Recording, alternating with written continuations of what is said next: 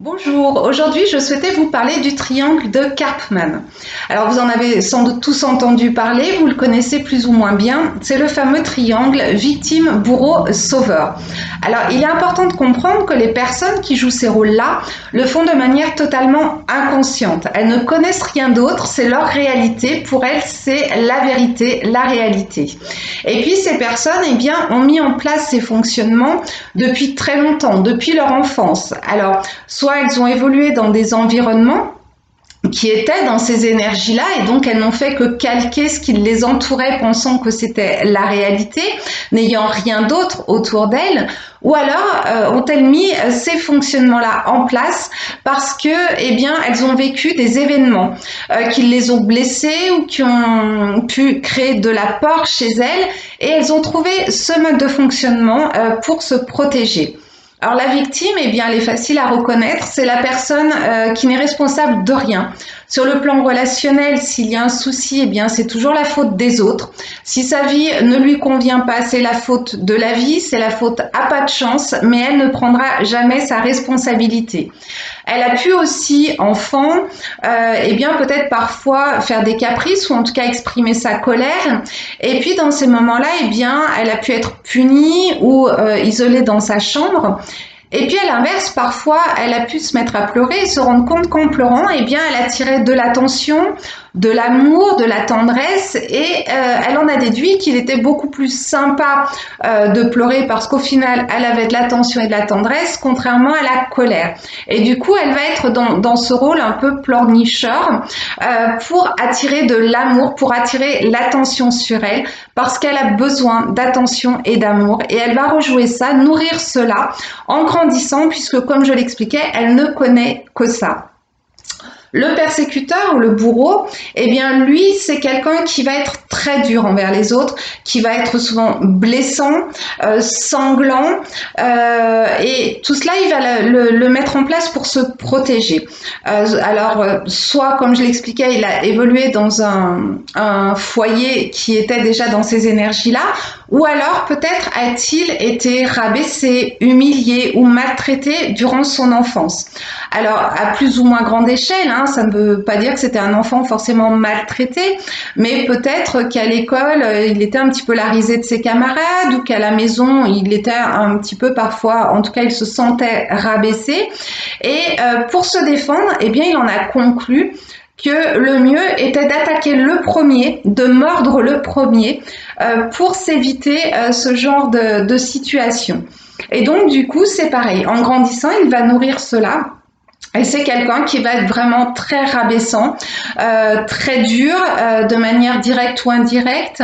Et puis souvent, ces personnes s'en prennent à des personnes un peu fragiles, un peu sensibles ou qui n'ont pas forcément l'énergie de se défendre.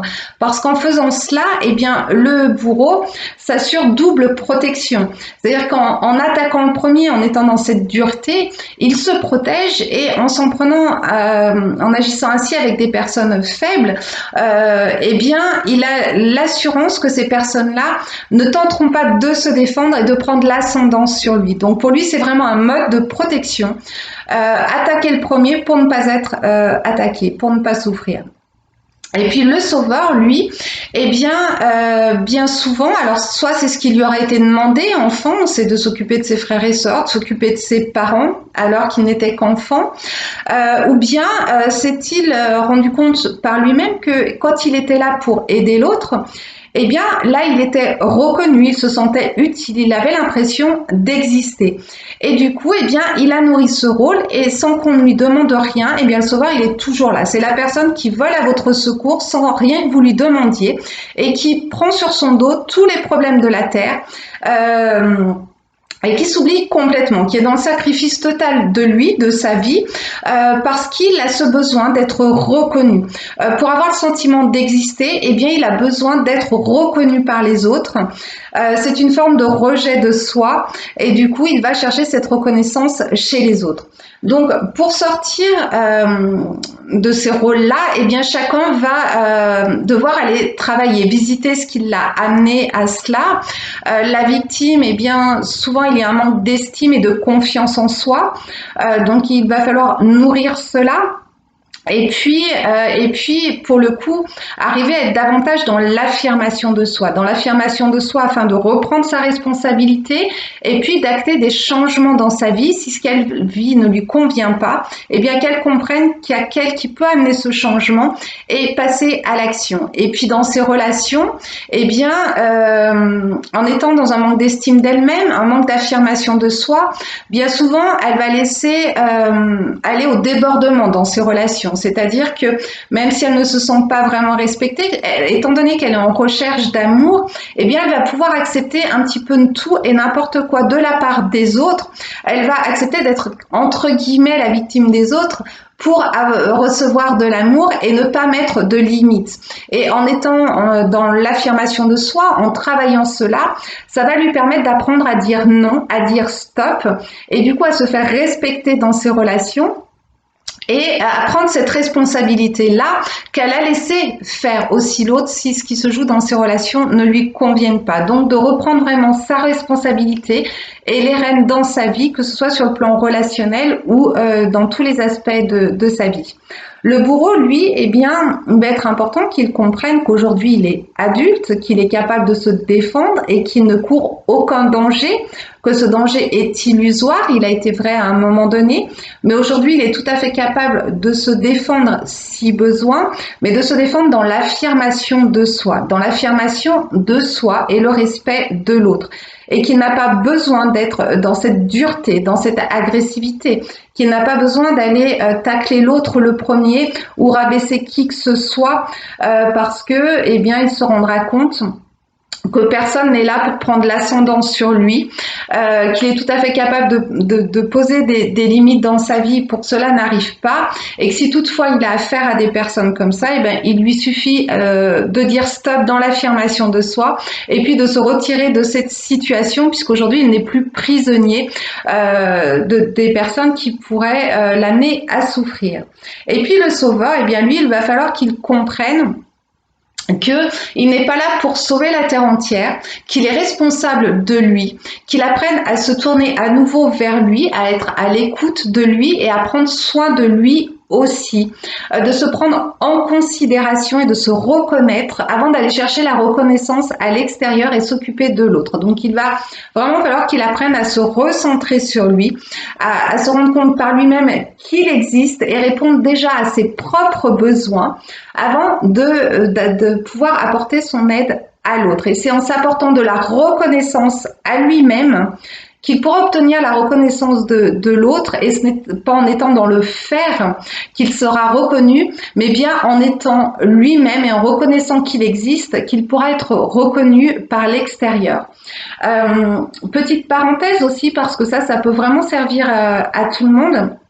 C'est que par rapport à l'aide, pour ne pas basculer dans ce rôle de sauveur, eh bien, il est important de se poser quelques questions. Quand quelqu'un vit une difficulté, bien sûr, parfois, on peut proposer notre aide, hein, bien évidemment, mais il ne faut pas que ce soit systématique, parce que si c'est systématique sans rien qu'on nous demande, eh bien là, on rentre dans le rôle du sauveur. Donc, avant d'apporter de l'aide aux autres, il est important de s'assurer que l'autre demande bien de l'aide. Et avant de pouvoir l'aider, il faut s'assurer que nous sommes vraiment, entre guillemets, outillés pour l'aider. Parce que parfois, eh bien, nous voulons bien faire, nous voulons aider, mais nous n'avons pas toujours les compétences pour aider l'autre. Et puis s'assurer aussi que nous sommes disposés à aider l'autre, parce que une demande d'aide, ça peut être ponctuel et puis ça peut s'installer dans le temps. Donc important aussi de vous assurer que vous êtes vraiment disposé à aider l'autre et vous assurer que vous n'êtes pas face à une victime qui vient s'accrocher à son sauveur, c'est-à-dire que vous assurez que la personne vous demande de l'aide, mais qu'elle aussi, elle est prête à y mettre du sien, à faire sa part pour résoudre cette situation. Parce qu'en apportant de l'aide, on peut être là à 15-20% pour aider l'autre, mais on n'est pas là à 100%, on n'est pas là pour porter le problème de l'autre, mais simplement pour apporter un plus et un soutien. Donc soyez très vigilants là-dessus pour ne pas tomber dans le rôle du sauveur.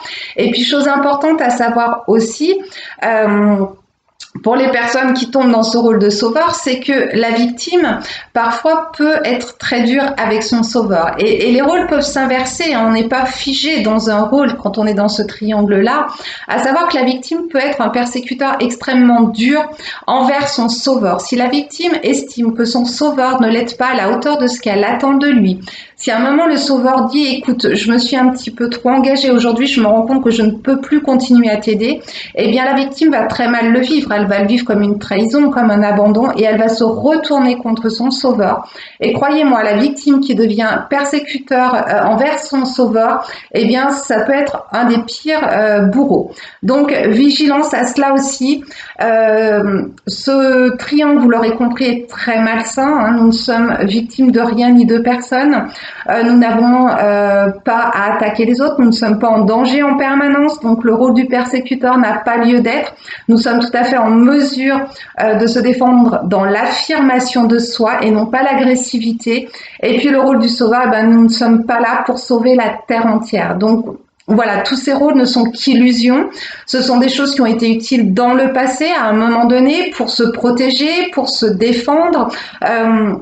Voilà, mais aujourd'hui, il est vraiment important d'aller visiter les blessures et les peurs qui ont pu vous faire entrer dans ces rôles-là et d'en sortir pour être vraiment dans le « je suis », tout simplement. Être vous, c'est déjà beaucoup, mais vraiment ne plus rentrer dans ce triangle-là, ce triangle infernal, j'ai envie de dire.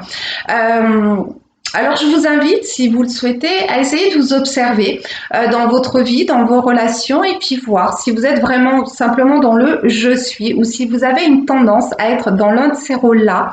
Et puis, comme je vous le propose souvent, eh bien d'essayer d'identifier quelles sont les peurs, les blessures qui aujourd'hui vous maintiennent encore dans ces rôles-là et voir comment vous pourriez en sortir, qu'est-ce que vous pourriez travailler aujourd'hui pour sortir définitivement de ce triangle. Alors après, bien évidemment, quand on a été dans un des rôles pendant des années, on n'en sort pas du jour au lendemain, on garde cette tendance, cette habitude. Or, lorsque nous en avons conscience et que nous sommes dans l'observation de soi, eh bien oui, peut-être que parfois nous allons avoir tendance à remettre un pied dans ce rôle-là. Mais nous allons nous voir faire et on va se dire « Oula, ça y est, je rejoue ma victime, je rejoue mon sauveur. » Et puis, eh bien là, hop, il suffira de faire marche arrière et de ne pas continuer à nourrir ce rôle-là, et bien à revenir dans le « je suis ». Voilà, et je vous souhaite une très belle journée, je vous dis à bientôt. Au revoir.